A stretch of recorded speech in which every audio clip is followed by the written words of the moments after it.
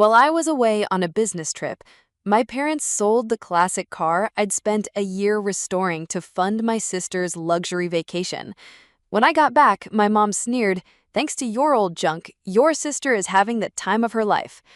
I just laughed, a sad, broken sound. She had no idea the old junk she'd just sold was not mine. This is a story about a gift that went horribly, tragically wrong. Before we get into it, I'd love to know, what city are you watching from today? And be sure to subscribe for our daily stories.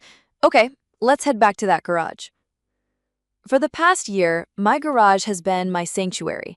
It was a place of quiet, focused work, of the smell of oil and paint and old, beautiful machinery.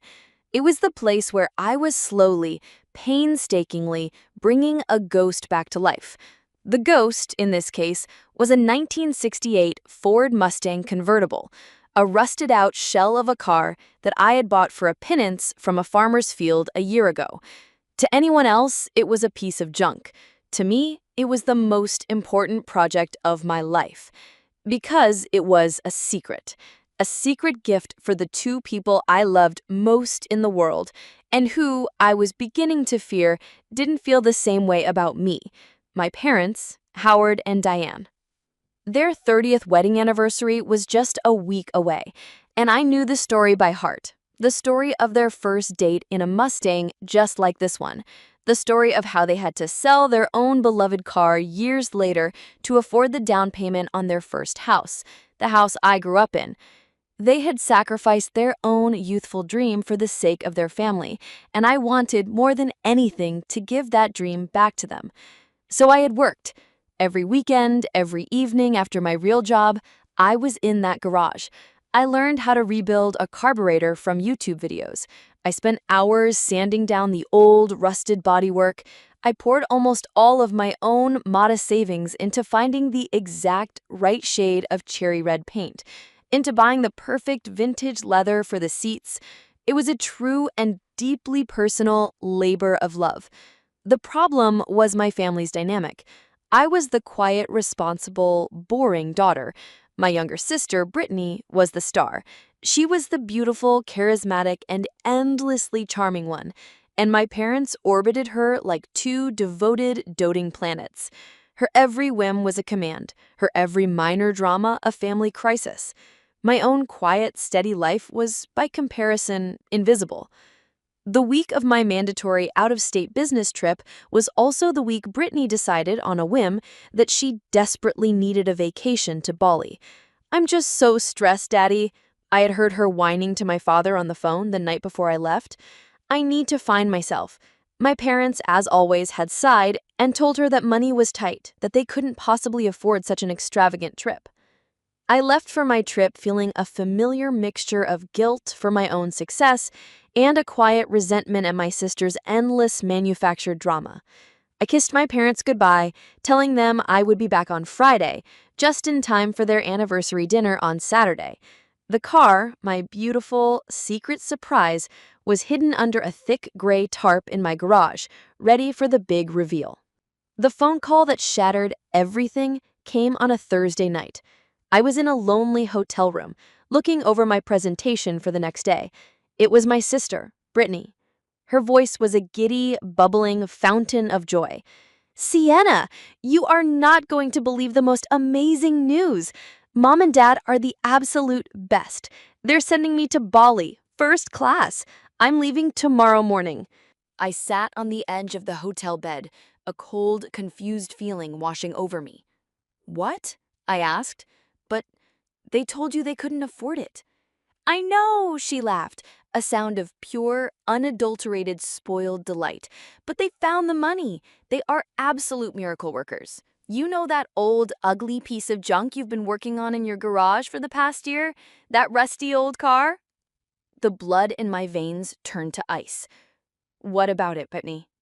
I asked, my voice a low, dangerous whisper. "They sold it!" she exclaimed, completely oblivious to the horror that was dawning on my face. "Some collector who saw it in your driveway paid them $10,000 for it right on the spot. Isn't that great? Your useless, dirty little hobby finally paid off?" I don't remember the rest of the conversation. I think I just mumbled, "That's great, honey," and hung up.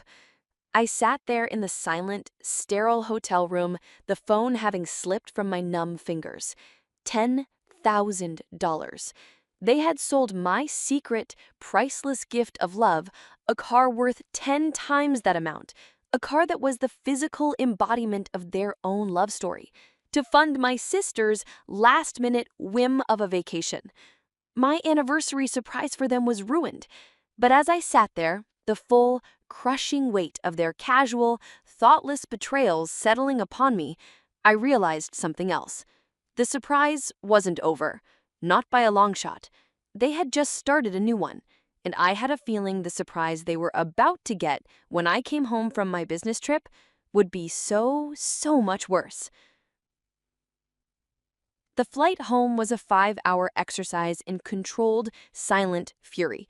I sat in my window seat, watching the clouds drift by, my mind a cold, clear, and terrifyingly calm landscape. The initial white-hot rage I had felt in that lonely hotel room had cooled, hardening into a single, sharp, and heavy point of purpose. My sister, Brittany, was already on a plane to Bali, a trip funded by the sale of my heart. And my parents, the two people who were supposed to protect me, had been the ones to so casually and so callously sell it. When I arrived home, I didn't go to my apartment first. I went straight to my parents' house. My mother had texted me to ask me to come for dinner, her message full of a cheerful, oblivious innocence that was now, to me, the very definition of monstrous. I walked into the house, my suitcase still in my hand. They were in the living room, a half-empty bottle of expensive champagne on the coffee table, a celebratory mood in the air. "Sienna, darling, you're back!" My mother, Diane, trilled, rushing over to give me a kiss on the cheek. "How was your trip? We have the most wonderful news to share with you." "I know," I said, my voice a flat, dead thing. I looked past her, at the empty space in their driveway where my beautiful, cherry-red, and almost finished Mustang was supposed to be. A space that was now just a dark, ugly oil stain on the pavement. Brittany called me. "Oh, good," my father, Howard, said, a broad, proud smile on his face. "Then you know. Isn't it just marvelous? We managed to get a fantastic price for that old thing. $10,000! And Brittany was able to book a first-class ticket. She was so happy, Sienna. She said it was the best surprise of her life." They were beaming at me, expecting me to join in their celebration, expecting me to be thrilled that my useless, dirty little hobby, as they so often called it, had finally been converted into something of actual, tangible value, a luxury vacation for their perfect, golden daughter. And it was in that moment, as I looked at their two smiling, confident, and utterly clueless faces, that something inside me broke. But it did not break into tears. It did not break into a scream. It broke into a laugh. It was not a happy sound. It was a short, sharp, and utterly broken chuckle, a sound of a heartbreak so profound, so complete, and so deeply, deeply ironic that it was the only sound my body could produce. Their smiles faltered. They stared at me, their expressions shifting from cheerful pride to a confused and slightly offended annoyance. "What's so funny?" my mother snapped, her voice losing its cheerful edge. "You should be thanking us. We did you a favor. We got a very good price for that piece of junk. $10,000 is more than you make in 2 months. I looked at them, at these two strangers who I had spent my entire life trying to please, and my sad, broken laugh finally faded, replaced by a slow, cold, and deeply pitying smile. "What's funny, Mom?" I said, my voice a quiet, hollow whisper, "is that you think you sold my car." "Of course we sold your car," my father said, his own voice now a low grumble of impatience. "Don't be dramatic, Sienna." "No," I said, shaking my head slowly, savoring the quiet, beautiful, and terrible moment of their dawning confusion. They had no idea what I was talking about. They were about to learn that the old junk they had so casually and so cruelly sold for a pittance wasn't just a car. It was a memory. It was a promise. It was the physical embodiment of a love they had long since forgotten. And it was, in the end, their own 30th anniversary gift. My parents stared at me, their faces a mask of pure, baffled confusion. The confident, smug satisfaction they had worn just moments before had been completely wiped away, replaced by a new, uncertain, and deeply suspicious apprehension. "What are you talking about, Sienna?" My father, Howard, finally grumbled, his voice a low, impatient growl. "Don't be dramatic, Sienna." "No," I said, my voice a quiet, hollow thing. I walked over to the mantelpiece, to the collection of framed family photos that told the sanitized, happy version of our family's story. I picked up their wedding photo, a picture of two young, hopeful people standing in front of their first tiny starter home. "Do you remember this day?" I asked, my voice still a whisper. "Do you remember the story you used to tell me about it?" They just looked at each other, completely thrown off balance by my strange, somber change in tactics. "You told me," I continued, my voice gaining a little strength as I recounted their own, long-forgotten history, "about your first date, how you, Dad, had to borrow your own father's 1968 cherry-led Mustang convertible, because you were too broke to own a car of your own. You told me how you fell in love in that car, driving up the coast with the windows down. You loved it so much that your father finally gave it to you." And then I looked at my mother. "And you told me how a few years later, you had to sell that same beautiful car, the one that held all your best memories, to afford the down payment on this very house. You told me it was the biggest regret of your life, but a sacrifice you had to make for our family." I placed the photograph back on the mantel and turned to face them. "For the last year," I said, my voice now a low, steady instrument of a truth they were not prepared to hear, "I have been working a second job on the weekends. I have been saving every single penny. And a year ago, I found one. The exact same model, the same year, rusting in a farmer's field 3 states away. I bought it, and I brought it home." I watched their faces as a flicker of a new, dawning, and deeply uncomfortable understanding began to creep into their eyes. "For 12 months, I said, my voice now beginning to tremble with the weight of the memory, "I have spent every free evening, every weekend in that cold, greasy garage. I have watched hundreds of hours of videos to learn how to rebuild a carburetor. I have spent a fortune I didn't have to find the exact perfect shade of cherry red paint. I have poured my own blood, my own sweat, and all the love I have for you both into bringing that car, that memory back to life. For you." I let the words hang in the air, a final, beautiful, and heartbreaking testament to a gift that had been so casually and so cruelly destroyed. "That car," I finally whispered, a single hot tear finally escaping and tracing a path down my cheek, "was not my car. It was never my car. It was my secret. It was your 30th anniversary present, the one I was going to give you with a big, stupid bow on it this Saturday." The silence that followed was a profound and terrible thing.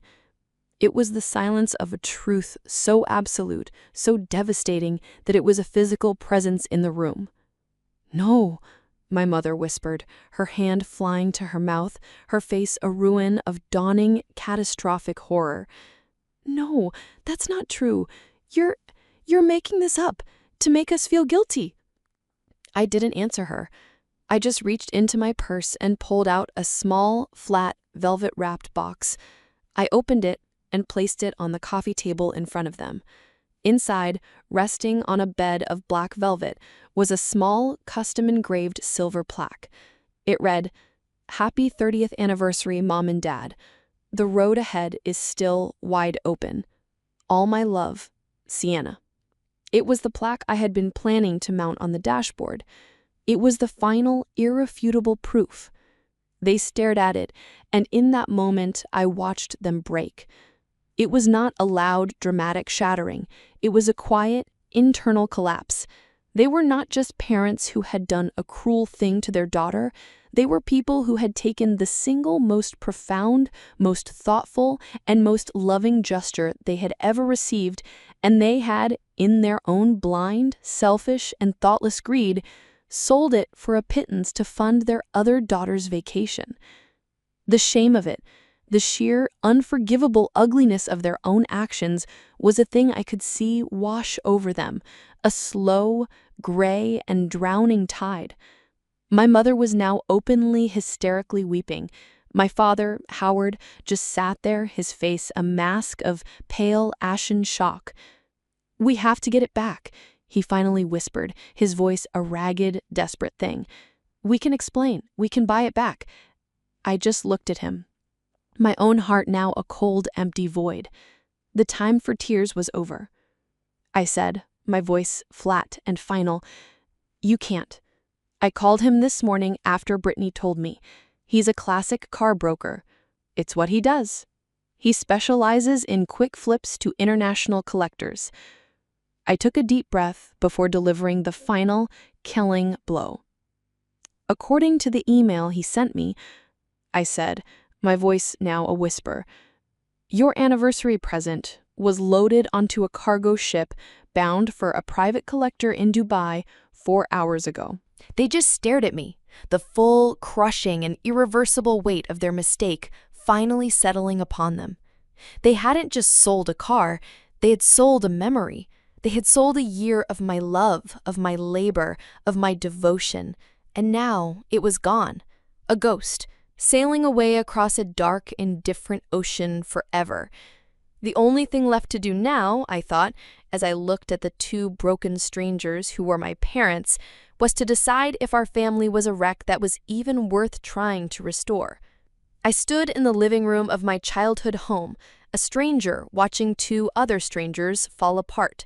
My mother, Diane, was a wreck, her body racked with a storm of hysterical, gulping sobs. My father, Howard, just sat there on the expensive sofa, his face a gray, ashen mask of pure, uncomprehending horror. The beautiful, silver-framed plaque, with its loving inscription, sat on the coffee table between them, a silent, glittering accusation. Their perfect, well-ordered world, a world built on a foundation of casual favoritism and polite, smiling dismissives of my own quiet existence, had just been detonated by the ghost of their own forgotten love story. It was my father who spoke first, his voice a low, ragged whisper, not to me, but to his weeping wife. "How could we not have known?" he asked, his voice full of a dawning, sickening self-loathing. "A cherry-red '68 Mustang. How could we not have made the connection?" My mother just shook her head, her sobs too powerful for words. She spends so much time in that dirty garage," she finally managed to choke out. I thought it was another one of her sad little hobbies." And there it was, the truth, in all its ugly simplicity. My passion, my labor, my love, it had all been dismissed as a sad little hobby of their sad little daughter. "That sad little hobby," I said, my own voice now a cold, clear instrument of a truth they could no longer ignore, "was for you, both of you. It was a year of my life, a year of my savings, a year of my weekends and my evenings and my heart. And you sold it for $10,000 to send your favorite daughter to Bali." The word favorite hung in the air, a small, sharp, and undeniable stone of a word. "That's not true," my father whispered, though his voice held no conviction. "We love you both the same." "No, you don't," I said, the words not born of anger, but of a quiet, profound, and deeply weary sadness. "You never have, and that's okay. I think I made my peace with that a long time ago. But this," I gestured around the room, at their beautiful, comfortable life, "this was not just about me. This was about you. It was about your own history, your own love story. And you valued it so little that you traded it for a first-class plane ticket and a week at a luxury spa for Brittany." I walked to the front door and picked up my suitcase. "She is your daughter," I said, my voice now a final, quiet whisper. "And I am too, but I am not your consolation prize anymore. I am not the quiet, dependable, and invisible daughter you can afford to take for granted."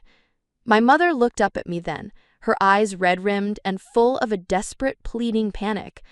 "What are we going to do, Sienna? How can we ever fix this?" I looked at her, at my mother, at this woman I had spent my entire life trying and failing to please, and I felt nothing. Not anger, not even sadness, just a vast, empty, and liberating sense of peace. The desperate need for her approval, the invisible chain that had been around my neck my entire life, had finally, blessedly, been broken. "I have no idea," I said, and the words were the truest I had ever spoken to her. But for the first time in my life, that is not my problem to solve. I opened the front door. "Happy anniversary, Mom and Dad," I said. "I hope it's everything you deserve." I walked out into the cool, clear night air, leaving them behind in the beautiful, silent house, alone with the ghosts of the love they had forgotten and the daughter they had just, finally, and irrevocably, lost. I walked out of my parents' house and into the cool, clear night, and I did not look back. The sound of my mother's hysterical sobs faded behind me, replaced by the quiet, steady hum of my own car's engine as I drove away. I did not feel triumphant. I did not feel a sense of satisfying revenge. I just felt empty. A profound, hollow, and strangely peaceful emptiness. The lifelong, exhausting struggle for their approval, for a single scrap of the unconditional love they gave so freely to my sister, was finally and completely over. The weeks that followed were a quiet, sad, and necessary unraveling. My parents, as I heard later through a concerned aunt, were a wreck. My father, a man who had always prided himself on his stoic, unemotional control, was consumed by a guilt so profound he could barely function. My mother, who had built her entire world around the idea of a perfect family, was now forced to confront the ugly, broken reality of what her own casual cruelty and favoritism had wrought. They had not just lost a car, they had lost the entire, beautiful, and fabricated history of their own love story. My sister, Brittany, returned from her luxurious vacation in Bali, tanned and clueless, to a house that was no longer a home, but a mausoleum of quiet resentment and regret. The story of what her vacation had truly cost, I am sure, was a difficult one for her to hear. They tried to contact me. Of course, there were dozens of voicemails, a stream of tearful, pleading, and self-pitying apologies. They promised to try and get the car back, to pay me for it, to make things right. But I didn't answer. It was never about the car. It was never about the money. It was about the value.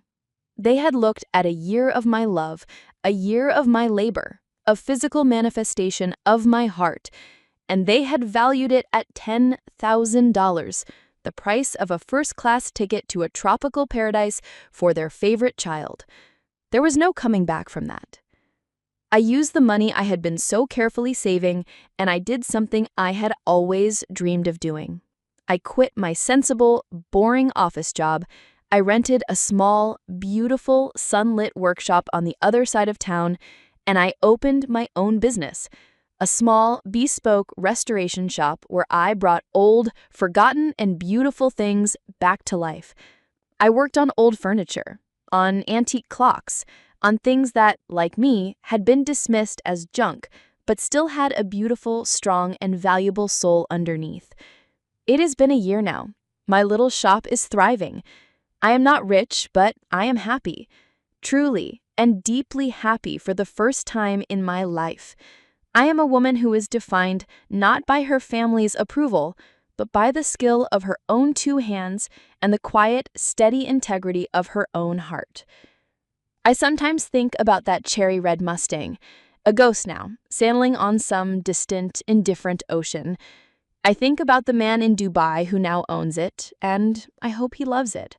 I hope he sees the care that went into every stitch of the leather, every coat of the paint. My parents and my sister had looked at my secret, beautiful gift and had seen nothing but a price tag. And in doing so, they had revealed their own. They had taught me the most painful and most valuable lesson of my life, that the people who are supposed to love you the most can sometimes be the ones who see you the least. But their blindness had, in the end, been a gift of its own. It had allowed me to finally and completely see myself. And the woman I found, the woman who could take a ruin and make it beautiful again, was a woman I was finally and deeply proud to be. An absolutely heart-wrenching and beautiful story about family, favoritism, and the true meaning of a gift. What do you think of the way Sienna handled the final confrontation? Let us know your thoughts in the comments below. If you were moved by this powerful, emotional story, please show your support by hitting that like button and be sure to subscribe for more incredible stories every day. Don't forget to click the notification bell so you never miss an upload. Thanks for watching, and we'll see you in the next one.